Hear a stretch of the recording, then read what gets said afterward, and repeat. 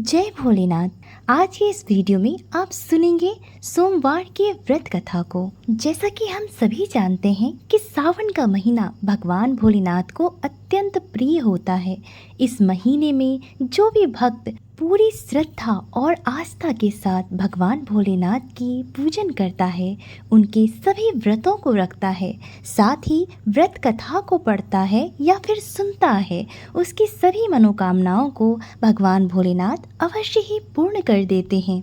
आज के दिन पूरी श्रद्धा और भक्ति के साथ भगवान शिव की इस कथा को सुन लेने मात्र से ही भक्तों के तमाम प्रकार के सभी इच्छाओं को भोलेनाथ अवश्य पूर्ण करते हैं और उस भक्त पर हमेशा ही भगवान शिव की कृपा बनी रहती है। श्रावण सोमवार व्रत की कथा के अनुसार अमरपुर नाम का एक नगर था, जहाँ पर एक धनी व्यापारी अपने परिवार के संग रहता था। नगर में हर कोई उस व्यापारी का मान सम्मान करता था, लेकिन इतना सब कुछ होने के बाद भी वह व्यापारी अत्यंत दुखी रहता था, क्योंकि उस व्यापारी की कोई संतान नहीं थी।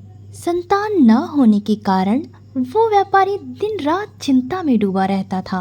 उसके मन में यही ख्याल आता था कि उसकी मृत्यु के बाद इतने बड़े व्यापार और धन संपत्ति को कौन संभालेगा। वह व्यापारी भगवान शिव का परम भक्त था। हर दिन भगवान शिव की विधि विधान से पूजा किया करता था और पुत्र पाने की इच्छा से वो व्यापारी सोमवार का व्रत भी रखता था।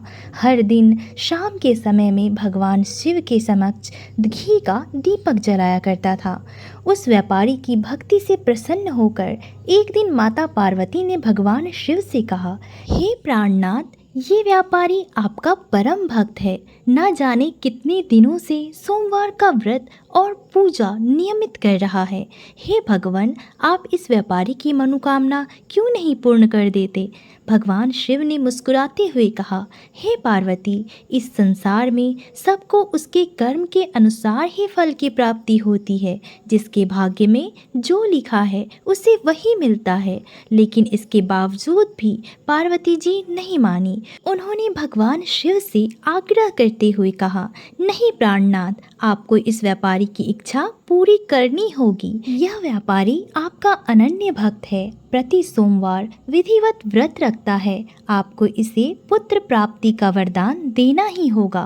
पार्वती का इतना आग्रह देखकर भगवान शिव ने कहा, तुम्हारे आग्रह पर मैं इस व्यापारी को पुत्र प्राप्ति का वरदान देता हूँ, लेकिन उसका पुत्र केवल 16 वर्षों तक ही जीवित रहेगा। उसी रात भगवान शिव ने उस व्यापारी को सपने में आकर दर्शन दिया और कहा कि मैं तुम्हें पुत्र प्राप्ति का वरदान देता हूँ, लेकिन तुम्हारा पुत्र केवल 16 वर्ष तक ही जीवित रहेगा। भगवान के वरदान से व्यापारी को खुशी तो बहुत हुई, लेकिन पुत्र की अल्प आयु का सोचकर उसकी खुशियों का नाश हो गया।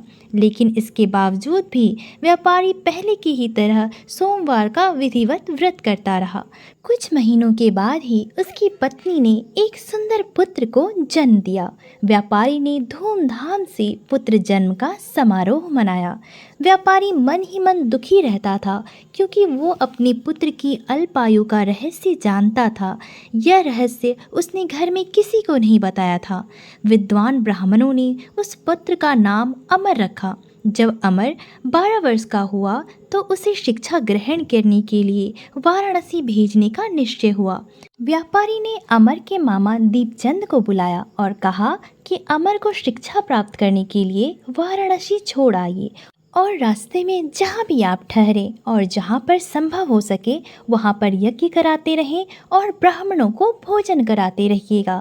इस प्रकार आज्ञा देते हुए ब्राह्मण ने अपने बेटे अमर को अपने मामा दीपचंद के साथ वाराणसी पढ़ने के लिए भेज दिया। इस तरह अमर अपने मामा के साथ शिक्षा प्राप्त करने के लिए निकल पड़ा और रास्ते में जहाँ भी अमर और दीपचंद ठहरते वहीं यज्ञ करते और ब्राह्मणों को भोजन कराते रहते। लंबी यात्रा करने के बाद अमर और दीपचंद एक नगर में पहुंचे। उस नगर के राजा की कन्या का विवाह था, जिसके लिए पूरा राज्य सजाया गया था। राजा की कन्या की बारात आ गई, लेकिन वर का पिता अपने बेटे के एक आंख से काने होने की वजह से बहुत दुखी था।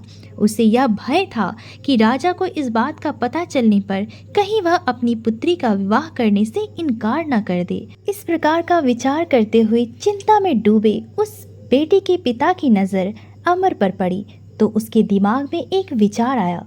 उसने सोचा कि क्यों ना इस लड़के को दुल्हा बनाकर राजकुमारी से विवाह करवा दूं, और जब विवाह हो जाएगा तो इस लड़के को धन देकर विदा कर दूंगा और राजकुमारी को अपने नगर ले आऊंगा। वर के पिता ने इस बारे में अमर और उसके मामा दीपचंद से बात की। दीपचंद ने धन के लालच में वर के पिता की बात स्वीकार कर ली। अमर को दूल्हे के वस्त्र पहनाकर राजकुमारी चंद्रिका से उसका विवाह संपन्न कराया गया। लेकिन राजकुमार को इस प्रकार राजकुमारी के साथ छल करने की वजह से बहुत ही ज़्यादा खराब लग रहा था। उसने यह निश्चय किया कि वह राजकुमारी को सारी बातें बता देगा। जब अमर लौट रहा था तो उसने जाते जाते राजकुमारी की ओढ़नी पर लिख दिया कि राजकुमारी चंद्रिका, तुम्हारा विवाह मेरे साथ हुआ था। मैं वाराणसी में शिक्षा प्राप्त करने जा रहा हूँ। अब तुम्हें जिस नवयुवक की पत्नी बनना पड़ेगा वह एक आँख से काना है। तुम्हारे साथ उस युवक के पिता ने धोखा किया है। जब राजकुमारी ने अपनी ओढ़नी पर लिखा हुआ यह सब पढ़ा तो उसने सारी बात अपने पिताजी से कह दिया और उसने काने लड़के के साथ जाने के लिए मना कर दिया। उधर अमर अपने मामा दीपचंद के साथ वाराणसी पहुंच गया और अमर ने गुरुकुल में पढ़ना शुरू कर दिया। जब अमर 16 वर्ष का हुआ तो उसने एक यज्ञ किया। यज्ञ की समाप्ति पर ब्राह्मणों को भोजन कराया और उन्हें अन्न और वस्त्र दान किए। रात को अमर जब अपने शयन कक्ष में सो रहा था तो शयनावस्था में ही अमर के प्राण पखेरु उड़ गए। सुबह जब उसके मामा अमर को देखने आए तो उसे मृत देखकर रोने पीटने लगे। मामा के विलाप करने के स्वर समीप से गुजरते हुए भगवान शिव और माता पार्वती ने भी सुने। पार्वती जी ने भगवान शिव से कहा कि हे प्राणनाथ, मुझसे इस व्यक्ति की पीड़ा सहन नहीं हो रही है। आप इस व्यक्ति के कष्ट को अवश्य दूर करें।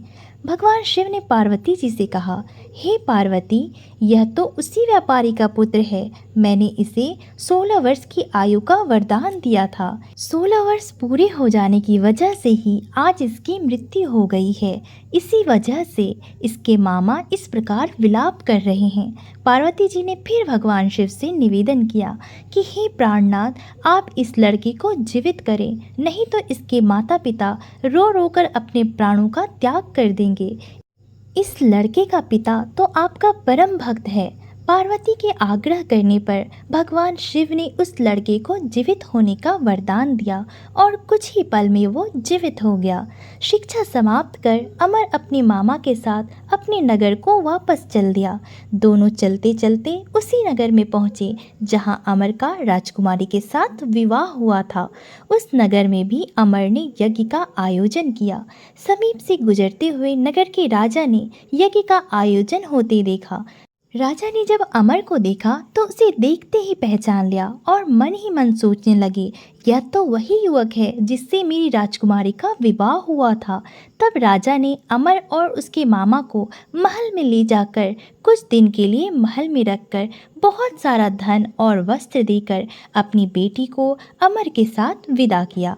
दीपचंद ने नगर में पहुंचते ही एक दूत को घर भेजकर अपने आगमन की सूचना भेजी।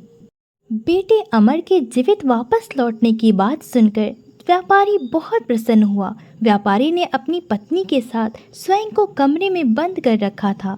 भूखे प्यासे रहकर वे दोनों अपने बेटे की प्रतीक्षा कर रहे थे। उन दोनों ने यह प्रतिज्ञा कर रखी थी कि यदि उन्हें अपने बेटे की मृत्यु का समाचार मिला तो वो दोनों भी अपने प्राण त्याग देंगे। व्यापारी और उसकी पत्नी नगर के द्वार पर पहुँचे अपने बेटे के विवाह का समाचार सुनकर उनकी खुशी का ठिकाना नहीं रहा। उन्होंने अपनी पुत्रवधू चंद्रिका और अपने पुत्र का शानदार स्वागत किया। उसी रात भगवान शिव ने व्यापारी के स्वप्न में आकर कहा, हे श्रेष्ठी, मैंने तेरे सोमवार के व्रत करने और व्रत कथा सुनने से प्रसन्न होकर तेरे पुत्र को लंबी आयु प्रदान किया है। व्यापारी बहुत प्रसन्न हुआ।